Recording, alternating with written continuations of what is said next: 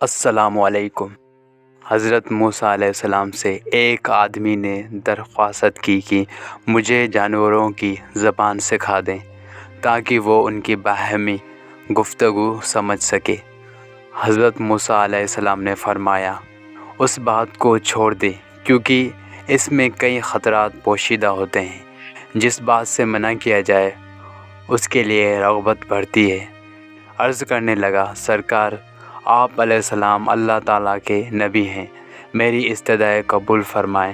حضرت موسیٰ علیہ السلام نے فرمایا، ایسا نہ ہو کہ کل تو پچھتائے، کیونکہ تو یہ نہیں جانتا کہ تیرے لیے کون سی چیز بہتر ہے اور کون سی مضر۔ بارگاہ الہی سے حکم ہوا، اے موسیٰ اس کی تمنا پوری کر دے۔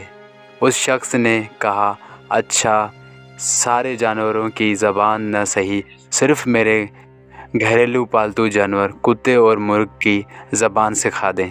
حضرت موسیٰ علیہ السلام نے فرمایا، جا آج سے ان دونوں جانوروں کی بولی پر تجھ کو قدرت حاصل ہوگی۔ یہ سن کر وہ شخص خوشی خوشی گھر چلا گیا۔ صبح ہوئی تو خادمہ نے دسترخواں جھاڑا، اس پر رات کا بچا ہوا روٹی کا ایک ٹکڑا زمین پر گرا۔ مرغ وہ ٹکڑا اٹھا کر لے گیا۔ کتے نے کہا، تو دانہ دن کا کھا کر اپنا پیٹ بھر لے گا، اگر وہ روٹی کا ٹکڑا مجھے دے دے تو میرا گزارا چل جائے گا۔ میاں صبر کر، خدا تجھے جلدی دے گا۔ کل ہمارے مالک کا گھوڑا مر جائے گا، تم پیٹ بھر کے کھانا۔ وہ شخص ان دونوں کی گفتگو سن رہا تھا۔ وہ فوراً اٹھا، اس نے گھوڑا کھولا اور بھاگ کر منڈی میں بیچ آیا اور نقصان سے اپنے آپ کو بچا لیا۔ دوسرے دن بھی روٹی کا ٹکڑا مرغ لے اڑا۔ کتے نے غصے میں آ کر مرغ سے کہا، اے فریبی، یہ دروگوئی کب تک چلے گی؟ تو جھوٹا ہے، ارے اندھے نجومی، تو سچائی سے محروم ہے۔ مرغ نے جواب دیا، وہ گھوڑا دوسری جگہ مر گیا، مالک نے نقصان سے بچنے کے لیے گھوڑا بیچ دیا۔ فکر نہ کر، کل اس کا اونٹ مر جائے گا اور تو خوب پیٹ بھر کر کھانا۔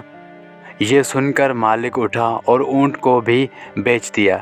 اس طرح اسے اونٹ کے مرنے کے غم اور نقصان سے اپنی جان بچا لی۔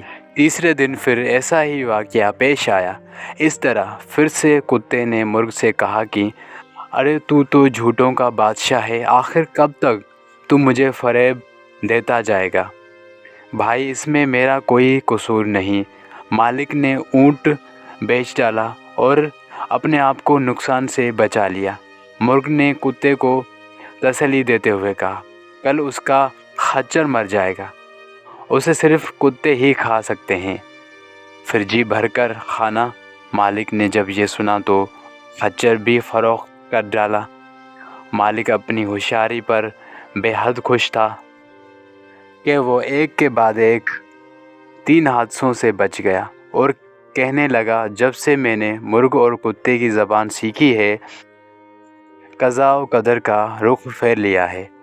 چوتھے دن پھر کتے نے مرغ سے کہا، وہ تیری پیش گوئیاں کیا ہوئی؟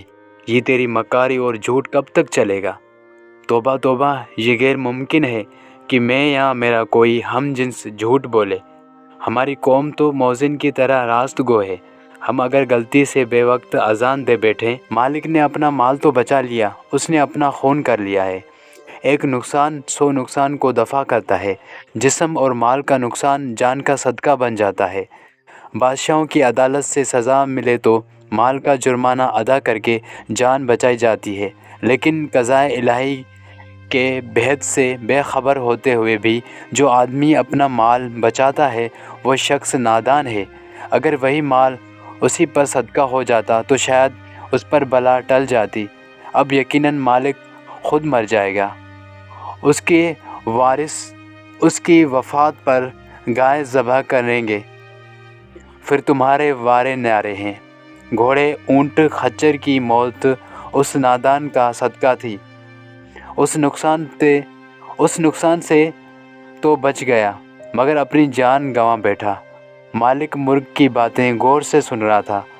जब उसने अपनी मौत की पेशगोई सुनी तो मारे खौफ के थर थर काँपने लगा और गिरता पड़ता हज़रत मूसा अलैहिस्सलाम के दरबार में पहुंचा और रोते हुए अर्ज़ किया, ए अल्लाह के पैगंबर अलैहिस्सलाम, मेरी तसगिरी फरमाइए। हज़रत मूसा अलैहिस्सलाम ने सुनकर कहा कि मैंने कहा था ना तुम्हें इस हवस को छोड़ दे, क्योंकि इसमें कई ख़तरात पोशीदा हैं, मगर तू नहीं माना।